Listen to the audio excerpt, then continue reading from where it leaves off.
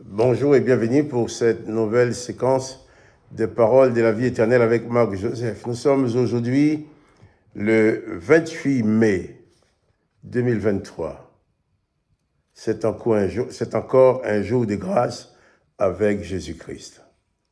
Donc, pas de panique.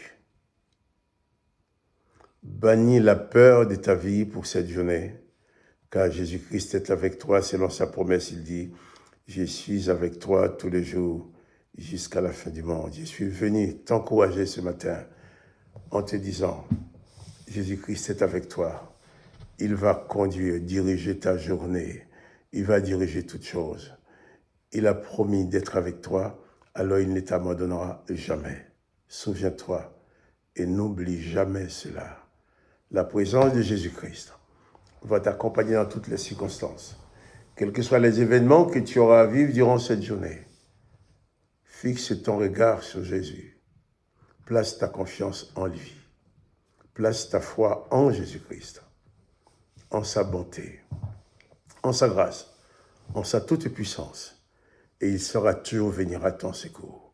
Ne te laisse pas énerver par les situations. Ne te laisse pas emporter par la colère.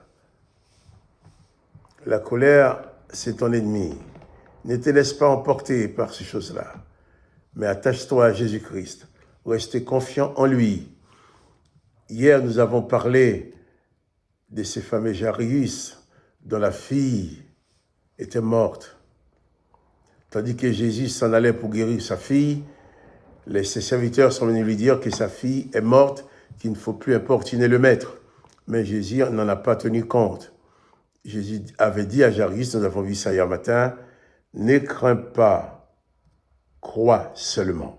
Nous allons donc continuer la lecture. Toujours dans l'évangile de Marc, chapitre 5, cette fois-ci au verset 37. Même au verset 36. Mais Jésus, sans tenir compte de ces paroles, dit au chef de la synagogue, ne crains pas, crois seulement. Je voudrais que tu entendes encore cette parole dans tes oreilles, dans ton cœur. Ne crains pas, crois seulement que Jésus veut venir à ton secours. Et Jésus ne permit à personne de l'accompagner, si ce n'est Pierre, Jacques et Jean, frères de Jacques. Pierre, Jacques et Jean, frères de Jacques. Jésus prend avec lui ces trois personnes.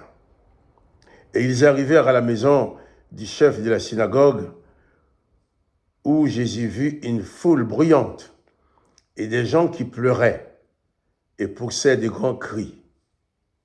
Il entra et il leur dit, « Pourquoi faites-vous du bruit et pourquoi pleurez-vous? L'enfant n'est pas morte, mais elle dort. » Là voilà, déjà dans une maison de deuil, les pleureuses, ceux qui sont là pour pleurer, pleurent. Les autres parlent, discutent d'entre eux, ils font du bruit. Pour eux, il y a un cadavre.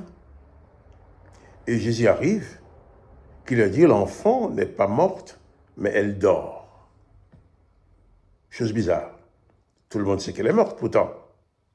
Et ils se moquèrent de Jésus. Alors, ayant fait sortir tout le monde, Jésus prit avec lui le père et la mère de l'enfant et ceux qui l'avaient accompagné, et il entra là où était l'enfant.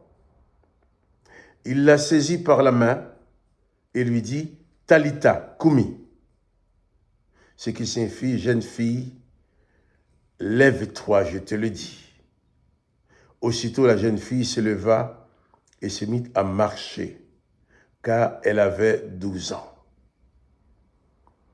Voilà. La cause était perdue humainement parlant. Tout ce qui restait à faire était d'enterrer cet enfant. Mais Jésus leur dit, l'enfant n'est pas morte, elle dort.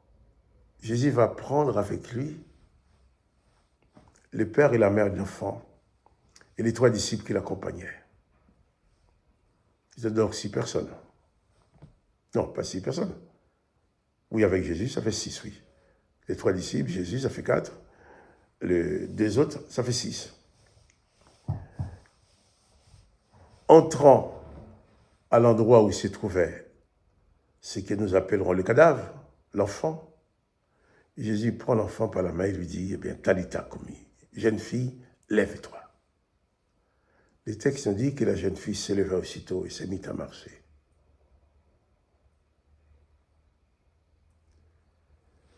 Ne crains pas, dit Jésus, crois seulement, car tout est possible à celui qui croit. Si Jésus est avec toi, il ne faut pas te laisser intimider par la foule. Ce n'est pas la foule qui crie plus fort qui a raison. Ce n'est pas la foule qui fait plus de bruit qui est plus fort. La puissance et la force résident dans l'amour que Jésus-Christ a pour toi. Réside aussi dans tout le pouvoir qui a été donné à Jésus-Christ pour agir en ta faveur. Réalise que Jésus-Christ demeure dans ta vie avec tout pouvoir. Le pouvoir de te bénir, de te guérir, de te consoler, le pouvoir de venir à ton secours, le pouvoir de résoudre les problèmes qui te sont insolubles. Mais Jésus dit, ne crains pas, crois seulement. Un mot de la bouche de Jésus seulement suffit pour renverser ton impossibilité. Avec un mot de la parole de Jésus, l'impossible devient possible. Alors, je ne connais pas les impossibilités de ta vie, mais je sais une chose. Si tu te confies en Jésus-Christ, comme Jésus a dit, si tu crois, il a dit à la femme, ta foi t'a sauvé. Ensuite, il dit à Jairus, ne crains pas, crois seulement. Je te dis aussi, comme Jésus l'a dit, ne crains pas, crois seulement, et ta foi te sauvera. Ta foi en Jésus-Christ te sauvera. Quels que soient les événements qui se présentent devant toi. Il ne faut pas aller te battre avec les événements. Fais ce qui est possible. Mais l'impossible, laisse-le à Jésus, confie-le à Jésus-Christ, qui est avec toi. Mais il faut que tu réalises qu'il est bien là avec toi. Souvent, nous l'oublions ça. Il dit, je suis avec toi, pas certains jours, certaines heures, mais tous les jours, jusqu'à la fin du monde. Que son nom soit béni. Que toi aussi, tu sois béni. Quant à moi, Marc-Joseph, je te dis alors, à bientôt, à demain, pour une autre séquence de paroles de la vie éternelle.